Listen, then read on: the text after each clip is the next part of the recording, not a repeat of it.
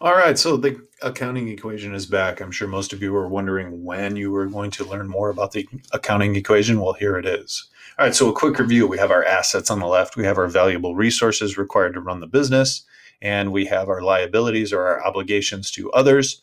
And then we have equity, or we have the owner's money in the business. Again, those have to be balanced. So, why do they have to be balanced? So, if we think about this, if I acquire an asset for the business, whether we're talking about machinery, equipment, land, or cash, how do I get that cash? So the question is then is what do I acquire is on the left, which is my assets, and how do I acquire it is on the right. I either take out a liability or I use my own money. Most of us, those are the two options. On a personal level, if I want to go buy something, I can either use money out of my own paycheck or I can borrow money. I can use a credit card. I could do that with a car and a house. Well, businesses are going to do the same thing. This also brings us to a really important measurement for businesses called the debt to equity ratio. And it is a financial measure of how leveraged you are as a company. How much debt do you have in the business compared to how much equity you have? So, obviously, a lot of debt and not a lot of equity, the business might not be making a lot of money. So, they're forced to take on more liabilities to fund the business. So in these two examples, you can see obviously a higher debt to equity ratio means that the business is leveraged higher, leveraged much more, and is a riskier investment.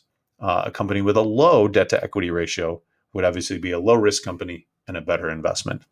And so as we start to talk about bonds and debt investing, we're focused on that middle column there for our accounting equation, talking about our liabilities. All right, so what is a bond? Very simple. A bond is an IOU certifying that you loaned money to a government or a corporation. Now, we're certainly going to spend some time later in the course talking about government bonds, but for the most part in this unit, we're going to look at corporate bonds.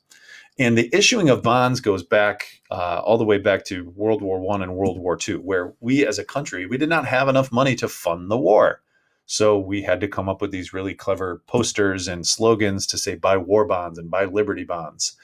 If you can't fight in the war, then you can support the war financially by buying these bonds. And those bonds would be paid back to uh, the citizens that bought them. Okay, basics of bonds. Corporation sells bonds to investors.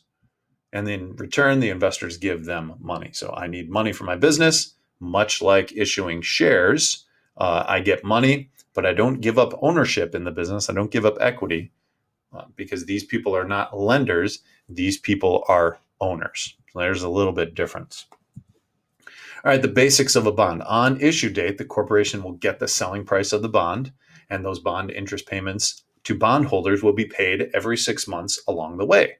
So if you think about it, when I give a company money, let's say I give them $1,000, every 6 months, I'm going to get a percentage of that $1,000 in the form of an interest payment. And the nice thing is on maturity date, those bondholders will get those principals back. So I would get my $1,000 back.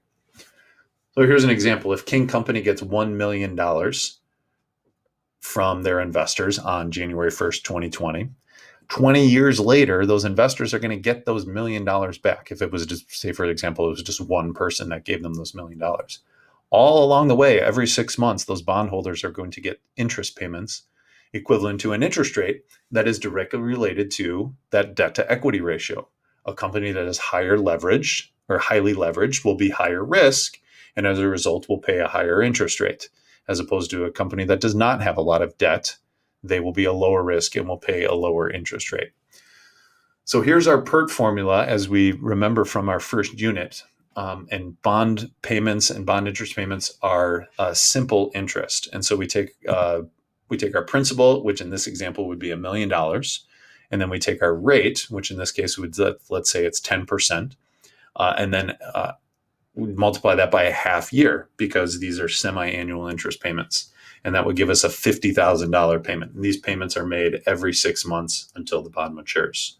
So what I want you to do right now is head to the assignment in Google Classroom.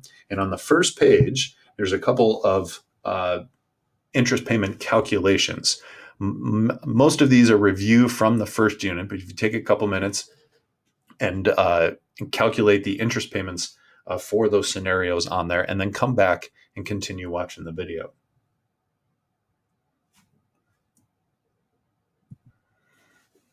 All right. Now, the second part, or at least the second part for today, as we talk about bonds, we have to go back to this idea of present value of a dollar. So, again, if I promise to pay you $1 1 year from now, how much is that worth today? More or less than $1? Everybody say the answer less. Why? Because you can take something less than a dollar, invest it now, and it will grow to $1 in a year.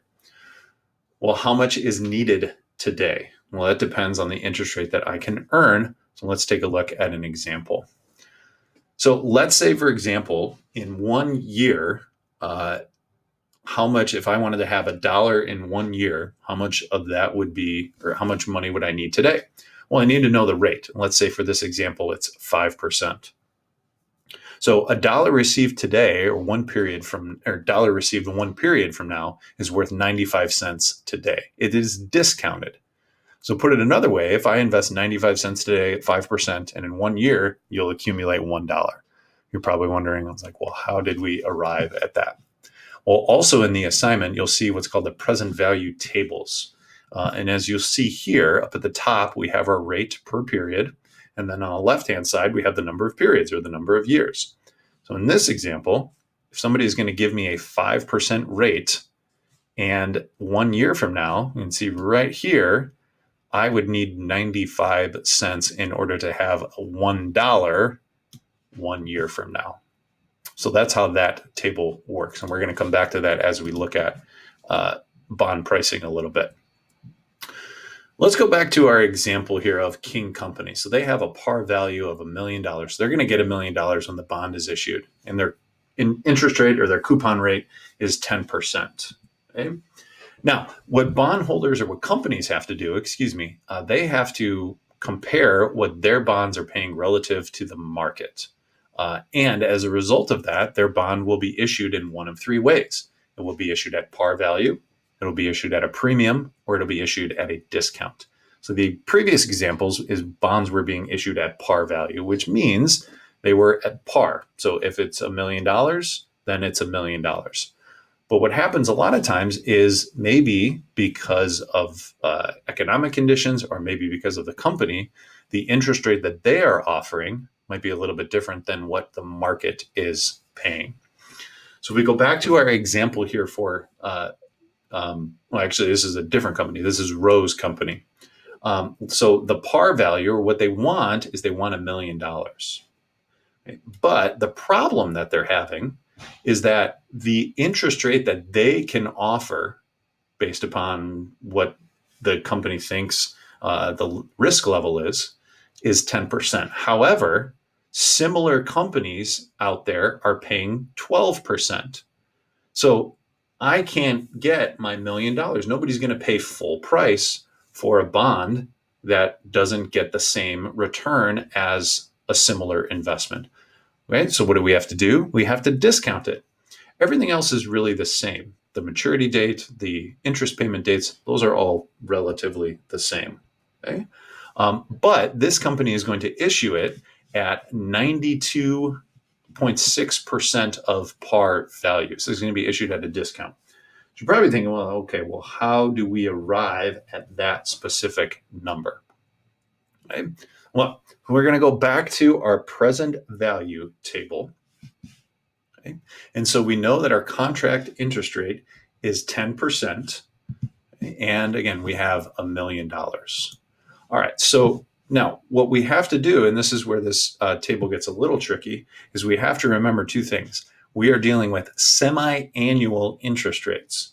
So if my interest rate is 10%, I have to go to the 5% column, because we're actually calculating it on a semi-annual basis. All right, so I have my 5%.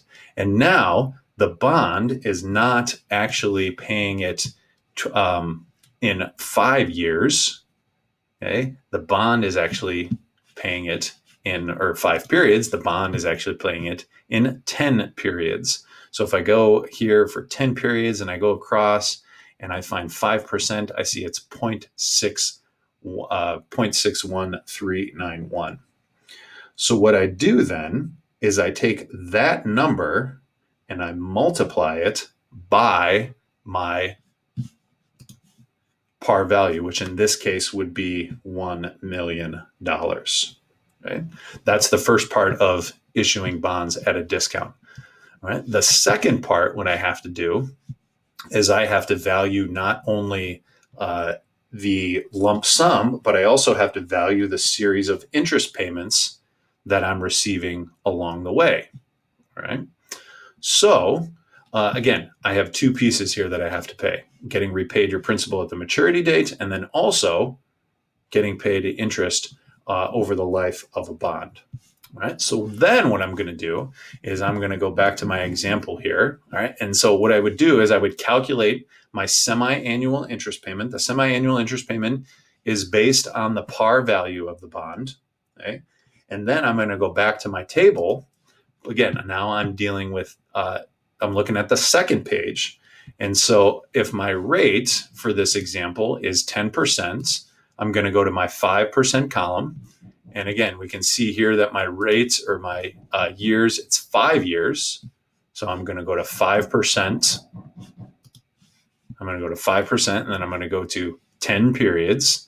And so I'm going to take this number and I'm going to multiply it by my semi-annual interest payment.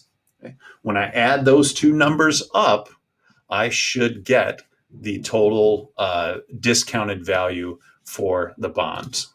Okay. All right. So let's take a look here and see what we got. So again, my par value, and then I take my cash proceeds. This is what the business will actually receive at issue date. And then that gives me my discount. In this case, it's discounted by $73,000 and change. So again, we have to factor in two pieces for bonds: getting repaid your principal and getting paid interest over the life of the bond. Okay. Now, just the opposite is happening. Now their bonds are being sold at a premium because they are more attractive than what the market is selling. So again, you can kind of think of this as when things are attractive, when things are popular, people tend to typically pay more money for those things relative to other items available in the market, whether we're talking about houses, cars, or anything really that's sold in a marketplace. Okay, so much similar to what we do with a discount, we go back to our present value table and we take a look at what is the present value of the lump sum, which in this case, again, is $1 million.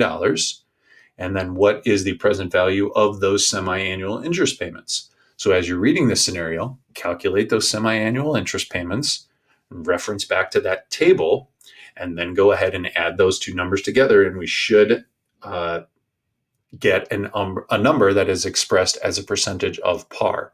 In other words, you should see that the bond is going to be issued at a premium, or in this case, at 108% of par value. I think for this activity, it'll be helpful if you have a piece of paper and you can write these things down as you're kind of going back and forth between the scenarios and the present value tables. If you have the ability to print both of these things out, that would be an option as well. Okay. So again, hopefully you finish the first page with the interest calculations. And when you're done with that, you can work on the two scenarios there. You have one bond being issued at a discount and one bond being issued at a premium. There will no doubt be a lot of questions. So we're going to I promise we're going to take a lot of time to go over these and make sure everybody has solid understanding.